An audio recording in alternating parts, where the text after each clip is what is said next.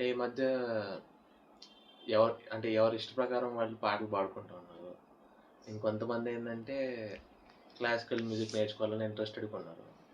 Social మీడియాలో ఎవరు ఎవరు పడితే వాళ్ళు టీచ్ చేస్తున్నారు సంగీతం. అసలు ఈ గందరగోళం ఏంటసలు? అంటే మీరు సంగీతం నేర్చుకున్నారు కదా! ఒక క్లారిటీ కావాలి దీని గురించి. ఇప్పుడు సంగీతానికి నువ్వు అప్పుడు నేర్చుకున్న దానికి అసలు సంబంధం ఏముంది అసలు? హ్మ్. అప్పుడు పాటలకి ఇప్పుడు పాటలకి ఏం సంగీతం అవసరం ఉంటుంది? హ్మ్. సినిమా పాటలకి సంగీతం ఎంత నేర్చుకోవాలనేది వేరు. హ్మ్. సంగీతం అనేది ఇంట్రెస్ట్, హ్మ్. ఎవరైనా నేర్చుకోవచ్చు. హ్మ్. First meditation. హ్మ్. నువ్వు ఫ్రీగా ఉండవు, నువ్వు సంగీతం నేర్చుకున్నావు అనుకో, హ్మ్. అటా నువ్వు పాడుకుంటూ ఉంటే నీకు మైండ్ బాగుంటుంది. హ్మ్. సంగీతం వ్యక్తిగతం, హ్మ్. అంటే నీకు నువ్వు పాడుకోవడానికి దానికి. హ్మ్. రెండవది ఏంటంటే మనం ఆడియన్స్లోకి తీసుకుపోవడానికి. హ్మ్. మనం ఆడియన్స్లోకి వెళ్ళి పాడతాం కదా, హ్మ్.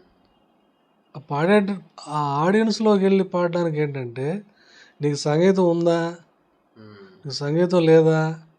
హ్మ్. ఇప్పుడు ఈ టీవీలో ఈ కాంపిటీషన్లో అయ్యి వచ్చి సంగీతం నేర్చుకున్నావా హ్మ్. నేను అడుగుతున్నారు కదా. హ్మ్. నేను కర్ణాటక సంగీతం నేర్చుకున్నానండి ఇది చెప్పి ఆడుతుంటారు కదా. హ్మ్. నువ్వు నేర్చుకున్నా నేర్చుకోకపోయినా పాట అనేది అని వినడానికి వినసొంపుగా ఉండాలి ఆడియన్స్కి. హ్మ్. ఇక్కడ రెండు రకాలు ఉంటాయి. హ్మ్. నీకు గాత్రం బాగుంది, హ్మ్. నువ్వు సంగీతం నేర్చుకుంటే హ్మ్. నీకు పాడడానికి నీకు అనుకూలంగా ఉంటుంది. హ్మ్. నువ్వు సంగీతం నేర్చుకున్నావు, నీ వరకు పాడుకుంటావు. ఆడియన్స్లో పోవాలంటే నీ గాత్రం బాగలేదు, నీ వరకే పరిమితం అవుతుంటుంది. ఫస్ట్ ఆడియన్స్లోకి వెళ్ళాలంటే గాత్రం ఉండాలి ఫస్ట్. హ్మ్. ఆ గాత్రం గురించి చాలా విధాలుగా చెప్పొచ్చు.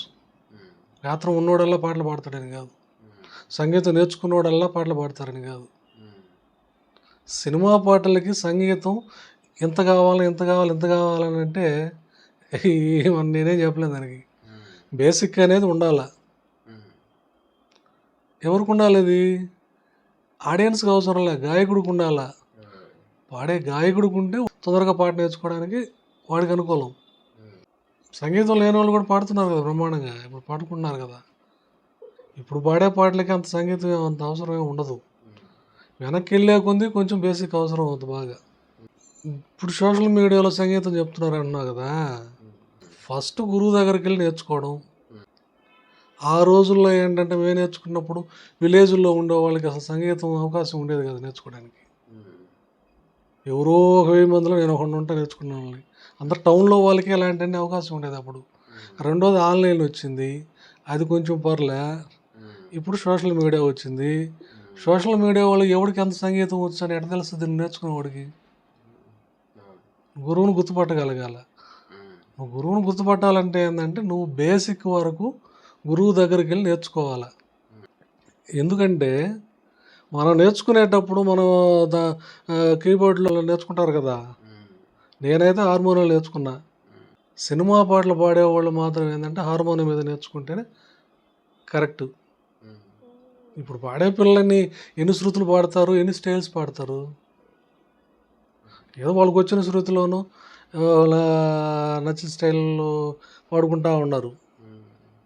స్టైల్ అన్నీ ఒకటే కదా, 3 రిథంలు ఉన్నాయి డీజేల్లో, ఆ 3 రిథంలు పెట్టుకొని పాడుకుంటూ ఉండరు. వేరే వేరే స్టైల్స్ ఏమి లేవు కదా. అంటే సంగీతం అనేది ఏదో ఒక ఉడతా భక్తిగా నేర్చుకోవడం, సోషల్ మీడియాలో వస్తే నేర్చుకోవడం కాదు. 12 స్వరాలని స్పష్టంగా పలకాల. ఫస్ట్ నువ్వు ఏ తుమ్మినా దగ్గినా ఏం చేసినా ఏంటంటే ముందు ఆ 12 స్వరాల్లోనే ఉంటాయి. వాటిని తిప్పించి మలిచి కొడుతుంటారు సినిమాల పాటలు. సినిమా పాటలకు కావాల్సింది స్టైల్ కావాలా. కాబట్టి ఇక్కడి నుంచి మనం వెనక్కి వెళ్ళే కొద్దీ నువ్వు బేసిక్ బాగా నేర్చుకుంటే కొంచెం బాగా తొందరగా నేర్చుకొని పాడగలిగే అవకాశం ఎక్కువ ఉంటుంది. ఎవరికి? గాయకుడికి, ఆడియన్స్కి కాదు. ఆడియన్స్ బాగుంటే వింటాడు, బాగాలేకపోతే లేదు. ఈ సంగీతాన్ని గురించి చాలా ఉంది, నెక్స్ట్ మళ్ళీ చాలా వీడియోలు చేస్తాను లేదు. నాకు నేర్పిన గురువు గారు ఏ ఇన్స్ట్రుమెంట్తో నేర్పలే, ఆయన వాయిసే. ఆయన వాయిస్తోనే అదే ఇన్స్ట్రుమెంటు, అంత గొప్ప నాకు సినిమా పాటలు కావాలంటే నీకెందుకు ఆ కర్ణాటక సంగీతం, ఒక చిన్న హార్మోని కొనిచ్చి హార్మోని మీద సాధన చేసుకోమన్నాడు. అది ఆయన కర్ణాటక మ్యూజిక్ చూసిపోయే గురుగారు. ఆ తర్వాత మళ్ళీ హిందుస్థాన్ సాధన చేశాను నేను. ఇవన్నీ ముందు చేద్దాం వీడియోలు. ఇప్పుడు అంత కలుషితం అయిపోయిందిలే, అంత గందరగోళం అయిపోయి. నేర్చుకునే వాళ్ళు ఏంటంటే ఫస్ట్ 12 స్వరాలని బాగా ఒక గురువు దగ్గరకు పోయి నేర్చుకొని తర్వాత కావాలంటే వీడియోలు నేర్చుకోవచ్చు. ఎందుకంటే మనం పాడేటప్పుడు మనకు కరెక్ట్గా ఉన్నట్టే ఉంటుంది. బాగా ఒక 6 నెలలు సోషల్ మీడియాలో చూసి నేర్చుకున్నారు. రేపు ఎప్పుడన్నా గురువు ఇంకొకరి దగ్గరకు పోయి పాడారనుకో, అదా ఇది అపశృతి అన్నాడు అనుకో, దాన్ని కరెక్ట్ చేసుకోవడానికి మనకు టైం పడుతుంది. మళ్ళీ నేర్చుకోవాలంటే ఇంట్రెస్ట్ పోద్ది. అందుకని ఏంటంటే స్టార్టింగ్లోనే కరెక్ట్గా కానీ నేర్చుకుంటే పాడుకునే గాయకుడికి ఈజీగా ఉంటుంది. అంతే తప్పితే సంగీతం ఉంటే సంగీతం ఉంటే పాడకూడదు అనేది ఏం లేదు. ఇప్పుడు పాడుకున్న ప్రైవేట్ పాటలన్నీ ప్రమాణంగా పాడుకుంటున్నారు కదా. సినిమా సంగీతం, వ్యక్తిగత సంగీతం ఒక మ్యూజిక్ డైరెక్టర్కి ఆయన నచ్చిన స్టైల్ ఆయన చేస్తాడు. శాస్త్రీయ సంగీతం నీకు నచ్చిన శృతిలో పాడుకోవచ్చు. సినిమా పాటలు అంటే కాదు, రకరకాల స్టైల్స్ అన్నిటికీ నీ గాత్రం అనుకూలించాలి. ఇప్పుడు అవి అనుకూలించనే కదా ఒక్కొక్కటి 2 పాటలు పాడిచ్చేసి వదిలేస్తారు పిల్లకాయలు. ఒక సినిమాలో 5-6 పాటలు 5 స్టైల్ ఇచ్చారనుకో, పాడేవాళ్ళు ఎవరు లేరు. బేస్ అసలు లేదు, అన్నీ షార్ప్ పై స్థాయిలో పాడేవాళ్ళు. ఇప్పుడు సంగీతానికి పాటలకి అంత విలువలు ఏమి లేవు. సంగీతాన్ని నేర్చుకుంటే మనకు హ్యాపీ. ప్రతి ఒక్కరూ నేర్చుకోవచ్చు. ఆ నేర్చుకునేది ఏదో పర్ఫెక్ట్గా నేర్చుకుంటే బాగుంటుంది. చేద్దాం, మళ్ళీ వీడియోలు ఉన్నాయి. మన ఛానల్లో మ్యూజిక్ కూడా స్టార్ట్ చేస్తాను. అన్ని క్లారిటీగా చెప్దాం.